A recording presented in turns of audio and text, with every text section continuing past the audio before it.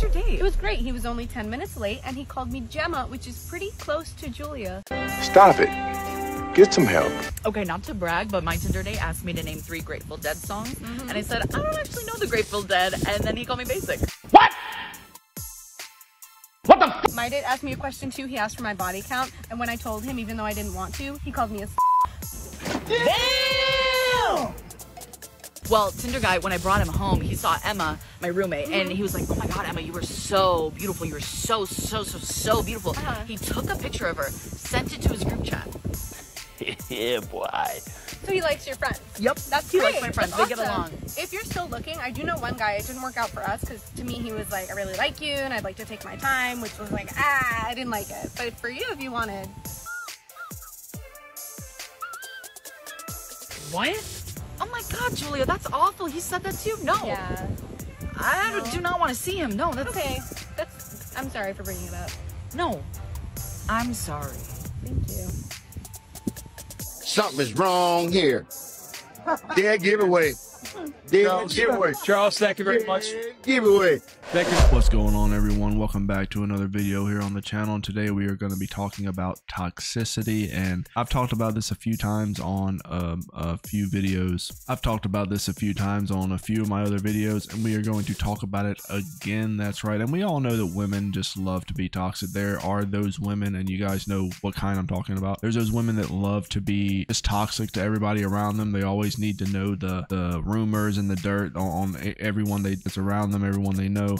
They always want to be in everyone's business. They're always asking all these questions that shouldn't even be asked. They're always saying those backhanded compliments. You know what I'm talking about? One that you hear a lot is, oh, you're smarter than you look. I'm smarter than I look? What is that supposed to mean? Okay. Yeah, okay, it's definitely, you're calling me smart. I get it. But you're insulting the way I look now. You know, and women are known to do this, and they do it regularly. They do it to everyone. They do it to anyone, and other women have to try to ignore these types of things. If I happen to pick up on this, which me personally, I try to make sure these women are as far away from me as possible, so I do not interact with these types of women. And if I do happen to interact with them, I will kind of take a mental note and make sure never to talk to them again whenever they say things like this. But they are out there, and I've before I knew better, I dated a few of them, so it's really I have experience with the toxicity. But we're gonna watch a few clips concerning that, and if you could go ahead and hit that like button right there, please go ahead and subscribe if you're not subscribed. I'm on the road to 2,000 subscribers, so if you are not already subscribed to this channel, hit that subscribe button. It would be amazing, and thank you. And yeah, let's go ahead and let's get into it. One of my favorite moves to tell a guy when he was cutting things off with me is, glad you said something. I didn't want to hurt your feelings. Like, for example, if someone texted you and was like, hey, like, I just think we're better as friends, but, you know, like, or I don't, like, see this going wherever. Oh, I'm so glad you said something. I didn't want to hurt your feelings. Roasted. Cut it like Subway and give you a 6-inch in the morning and a 6-inch at night. That's not my style. I'm going to shove this entire foot long down your throat. Yes, the classic roasted. Are you feeling roasted, guys? I'm roasted. I'm roasted and toasted because of that, just that quick little jab she decided to throw in there. He's discarding you. It doesn't matter what you say, you're not going to roast the guy, okay? He's already conquered everything you have to offer. He's had the leftovers. He's done with the scraps, and he's on to a fresher meal, something that's hasn't been sitting out all night and starting to smell. You know, these men want fresh meals. They want fresh food. They want fresh and appetizing portions, and unfortunately, your sloppy, smelly leftovers is the last thing this man wants. So yes, he's casting you aside, and you thought it would be a good idea to throw in that little jab, like, oh, I didn't want to hurt your feelings.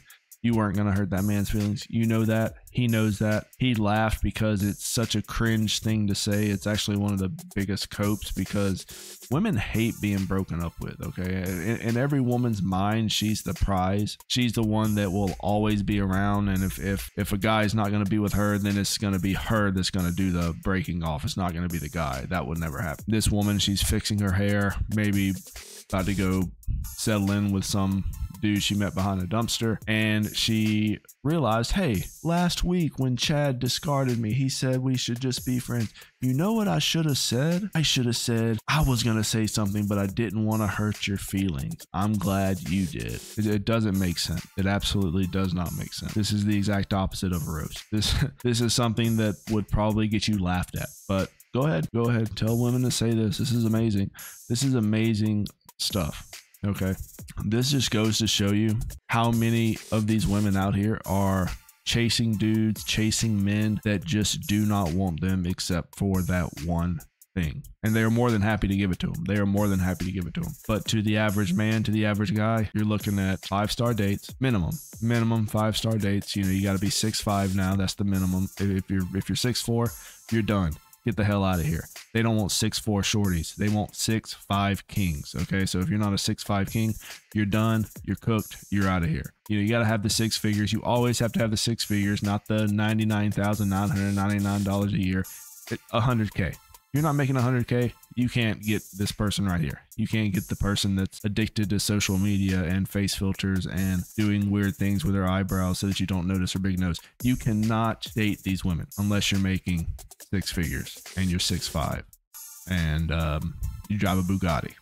Not gonna happen for you. Sorry fellas, you missed out. You're a loser. Just leave it alone. Okay, just leave her alone. Don't contact her. She's out of your league. Okay, do you know why she's out of your league? Because she has those one-liners, those zingers. I feel like a lot of people don't know this, but when you are dating an unhealthy person or you are dating a toxic person, you are going to have to understand that you are going to suffer from a lot of panic attacks, depression, anxiety, hypervigilance, and all of these emotions, because that is only your body signaling to you that your nervous system is dysregulated and that you don't feel safe with that person, that you don't feel secure. And this is why you are suffering from panic attacks and this jumpiness and hypervigilance, because that is your body communicating to you that that person that you are around is not a safe space for you. And this is why you are showing up with all of those emotions. So you are going to have to stop ignoring your body and start listening to your body, because your body is trying to keep you safe. Your body is literally trying to tell you that the person you are around is not safe. Or, here's another idea that's going to be very controversial. You could shut the fuck up. You blew it. Bish. They're not safe. That's your body telling you. The only thing that is giving me a panic attack is the way this woman talks. It's very panicky. She sounds like she's panicking right now. Okay. And you know, we got the classic front seat video. You know, they're saying things in the front seat because they don't want people to hear them. Shh, it's a secret. It's a secret. Nobody tell anybody. Nobody tell anybody. These women are like this, and they will stay in these very unhealthy, very toxic relationships for weeks, months, years, trying to change these men, trying to get these men not to cheat on them, trying to get these men not to hide things from them, to stop being dishonest. These men are lying, they're cheating, they're stealing, they're doing anything and everything they can with these women because these women are allowing them to do it. You know, these men are these top tier dudes. Okay, they're super attractive. These women are so attracted to these men that they will allow these men to be chaos in their life. And then these same women, and let's not get it twisted here, it's these same women that then turn around in their 40s and 50s and say, you know what, I'm ready to settle down, you guys. I'm here. Oh no, all that baggage, don't worry about that. It's just a little trauma. Can I move in with you? Yeah, I don't think so. You do not want to invite women like this into your life. She is harboring so much trauma from just her past mistakes. It is oozing, and it's going to be oozing all over you if you get near her. The biohazard. It's a safety issue at this point. It's a safety issue. Men that have self-respect are not going to surround themselves by women who do this kind of stuff. And this is something that really somebody needs to get all these women together in this big group. Okay. Like let's huddle them together like cattle. Okay. It works. And, get them all together. Okay. Like a big herd. And they need to tell them, say, look, men do not like all of the trauma you're forcing yourself into in your 20s because you think it's cool. Okay, men like women that don't have trauma. Okay, you see how that works? I've seen so many women on podcasts, on several podcasts actually, say men like a challenge. Men like a challenge. Men like to work for it. You got to make him work for it, because if he doesn't work for it, he won't appreciate you. You know, this guy is having to work for this 35 middle-aged stay-at-home mom. She's already given up her sewer hole to every dude in the tri-state area, and she's saying, oh yeah, but little Johnny here has to work for it. Work for it, Johnny. Pay for the 5-star dates, Johnny. How come you didn't offer to get my nails done and my hair did, Johnny? Yeah, Johnny's the simp. That's what Johnny is. Any man that is going to settle for a woman that did questionable things in her 20s, how many times do these women have to keep making the same mistake before these lessons get learned? Because when you're in a toxic sort of environment, a toxic relationship, because for one thing, these women aren't in toxic relationships. These women are just hanging around toxic men because they find them attractive and they want their attention. And if it's not the attractiveness and the attention, then it is the money and the time, and are willing to not only date the same guy, but they're willing to be married to the same man. They're willing to do all this, and then they're going to get online and say, oh yeah, well, here are the signs of being in a toxic relationship. Look, nobody wants to hear about your trauma, because nobody cares about your trauma. Okay, the only person that cares about your trauma is you.